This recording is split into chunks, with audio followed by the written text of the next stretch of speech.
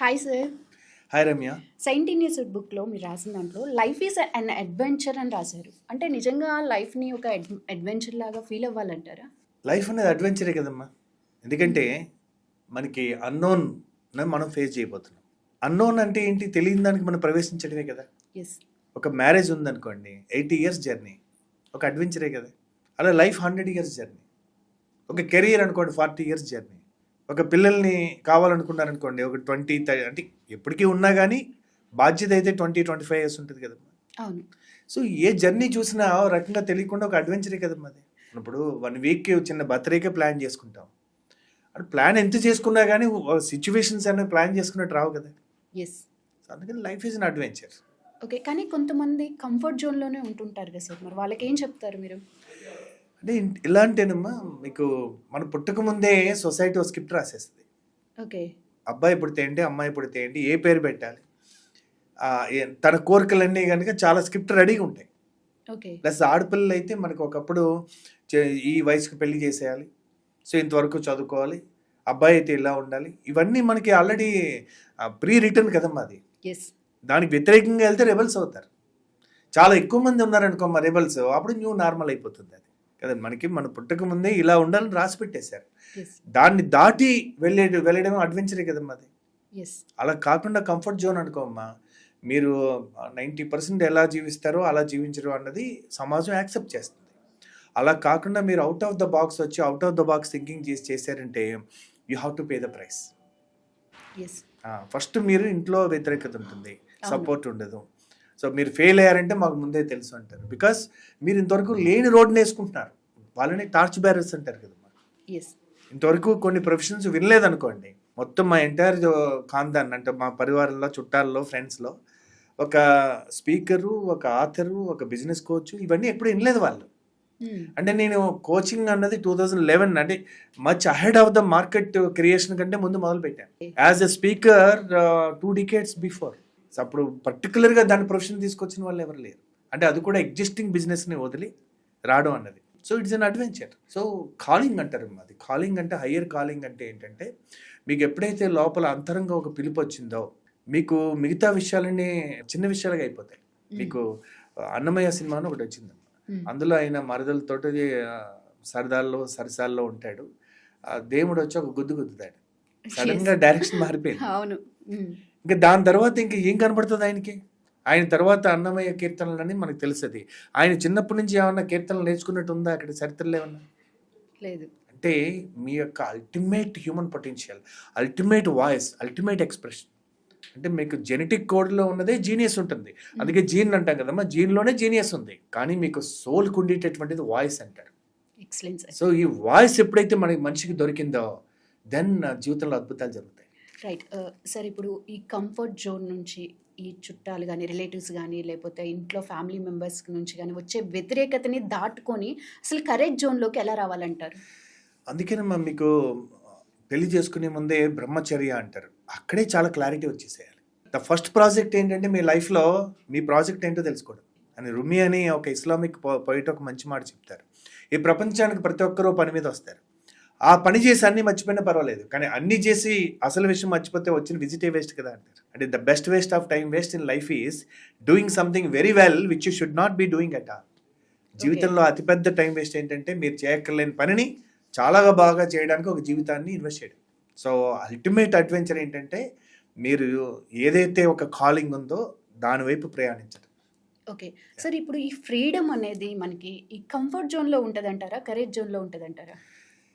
యాక్చువల్గా ఏ వ్యక్తి అన్నా గొప్పవాడు అవ్వాలంటే ముందు అతను ఫ్రీడమ్ రావాలమ్మా. అసలు ఫ్రీడమ్ రావాలంటే కనుక you have to discover your voice or your calling. మీ అసలు పని ఏంటని దొరకాలి. అది గొప్పతనానికి దారి. సో ఫ్రీడమ్ ఏంటంటే, ఇవాళ ఫ్రీడమ్ ఎవరికి ఉందమ్మా? మీకు జైల్లో పెట్టిన వాడికి ఫ్రీడమ్ ఉందా అంటే ఎప్పటికీ కూడా ఎవరు బంధించలేరు. నీకు నువ్వు బంధించుకోవాలి తప్ప. అంటే మనకి ఆ వాయిస్ అన్నది ఎలా ఉంటుందంటే, చిన్న కథ చెప్పాలి మీకు. ఓ సుత్తు ఉందనుకోండి, సుత్తిని తయారు చేసి బాక్స్లో పెట్టారు అని ఎవరు వాడట్లేదు, దానికి ఏం తేడా పడదు. కానీ దానికి ఆత్మ ఉందనుకోండి, ఓ సోల్ ఉంది. ఇప్పుడు మీకు ప్రమోషన్ ఇస్తాం, మీకు క్యాబిన్ ఇస్తాం, కాఫీ మిషన్ ఇస్తాం, మీకు సెక్రటరీ కూడా ఇస్తాం, మీకు పని ఇవ్వం, హై శాలరీ ఇస్తాం, ఎలా ఉంటుంది మీకు?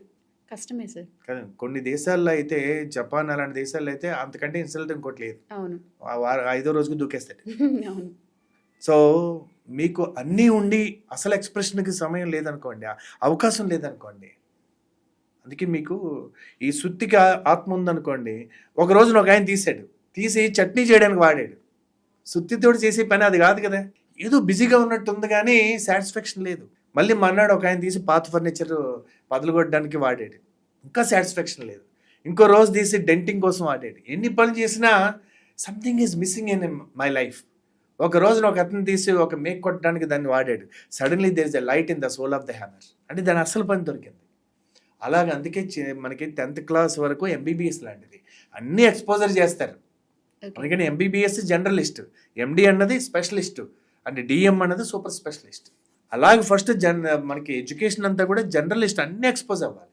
దాని తర్వాత మీ specialization and super specialization. Right sir. ఇప్పుడు కంఫర్ట్ జోన్ చూసుకుంటే మనకి ష్యూరిటీ ఉంటుంది, సెక్యూరిటీ ఉంటుంది, ఇన్కమ్ వైజ్ కానీ లేకపోతే టైం వైజ్ కానీ. కానీ కరేజ్ జోన్ తీసుకుంటే రిస్క్ ఫ్యాక్టర్ ఎక్కువ ఉంటుంది అని ఫీల్ అవుతుంటారు. వాళ్ళకి ఏం చెప్తారు సార్? నిజమే కదమ్మా అది.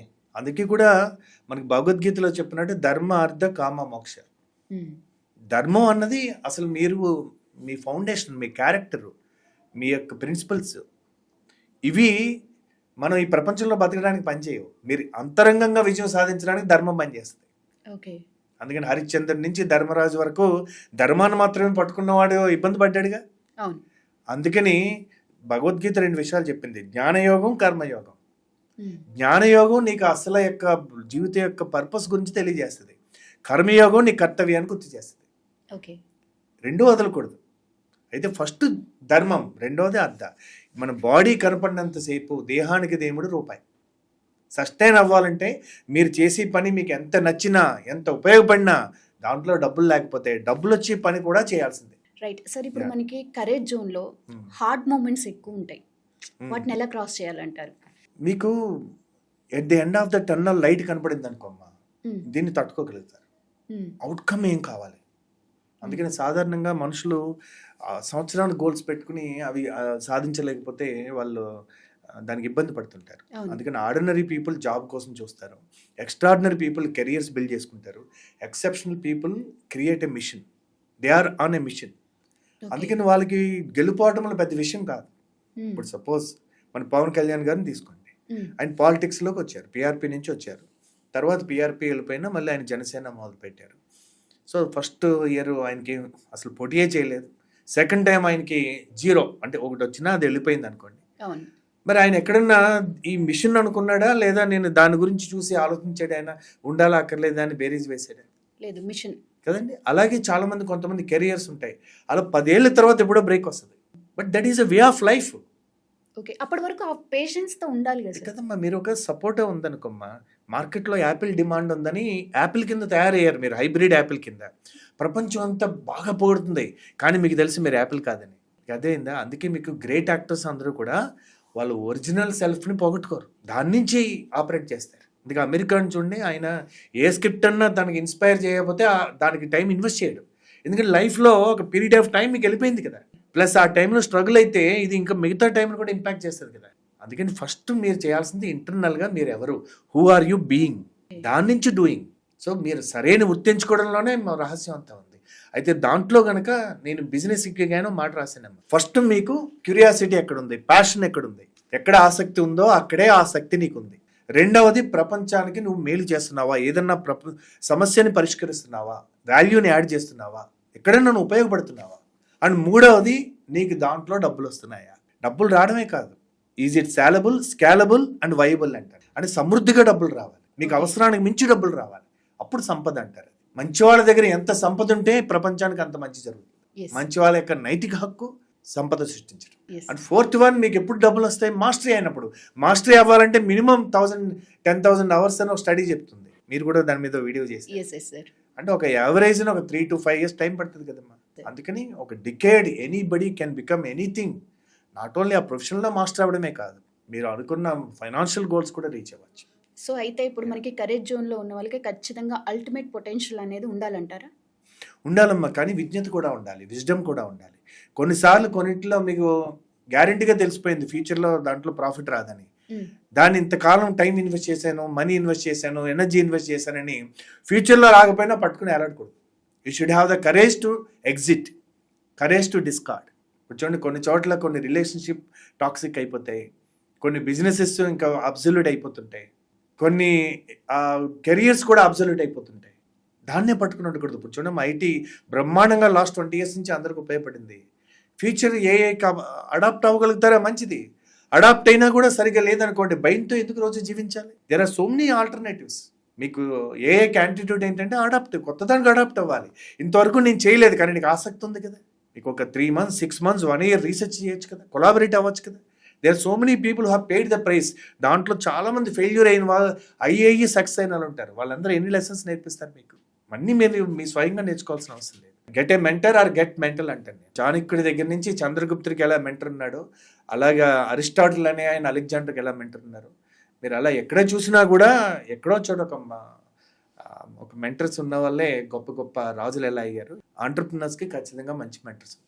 సార్, ఇప్పుడు ఒక 25 years యంగ్స్టర్ తన తండ్రి చేసే జాబ్ని చూసి, ఆ కంఫర్ట్ జోన్ చూసి, నెక్స్ట్ నేను కూడా అలాగే జాబ్ చేయాలి, అదే కంఫర్ట్ జోన్లో ఉండాలి అని అనుకుని, కానీ బయట చూస్తే ఆపర్చునిటీ లేక చాలామంది పిల్లలు అయితే సూసైడ్ కూడా చేసుకుంటున్నారు. ఆపర్చునిటీస్ లేక, లేదు కంఫర్ట్ జోన్ కంటే కరేజ్ జోన్ ఇంకా బెటర్గా ఉంటుంది అని ఏం చెప్తారు? అలాంటి యంగ్స్టర్స్కి ఏం చెప్తారు? మనకి ఎంతో మంది రోల్ మోడల్స్ ఉన్నారు అమ్మా. అన్ని స్టోరీస్ బయటకు వస్తున్నాయి ఒక రకంగా.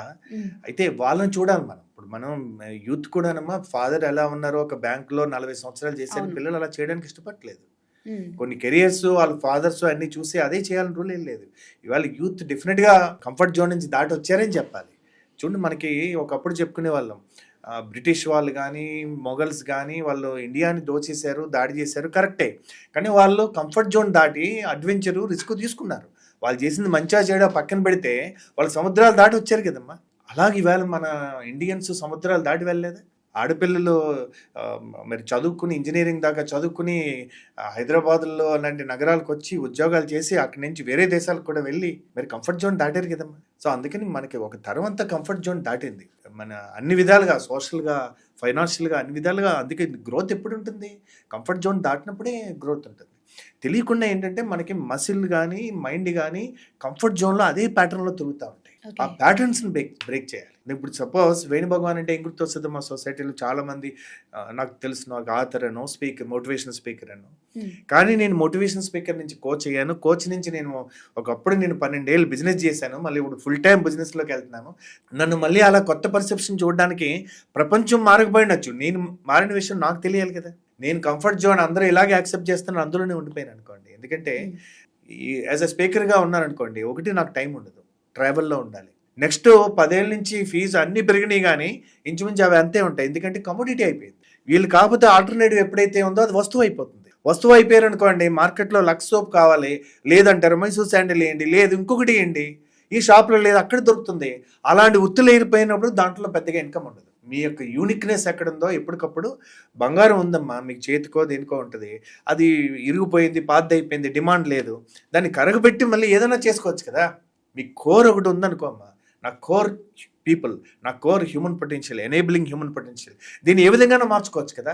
రేపు నేను ఒక కమ్యూనిటీ బిల్డ్ చేయడానికి, లేదా టీమ్ బిల్డ్ చేయడానికి, బిజినెస్ బిల్డ్ చేయడానికి వాడుకోవచ్చు కదా కదమ్మా. సో అందుకని ఎప్పటికప్పుడు మన కంఫర్ట్ జోన్లో ఉంటే, మీరు చేసేదే చేస్తుంటే వచ్చేదే వస్తుంది.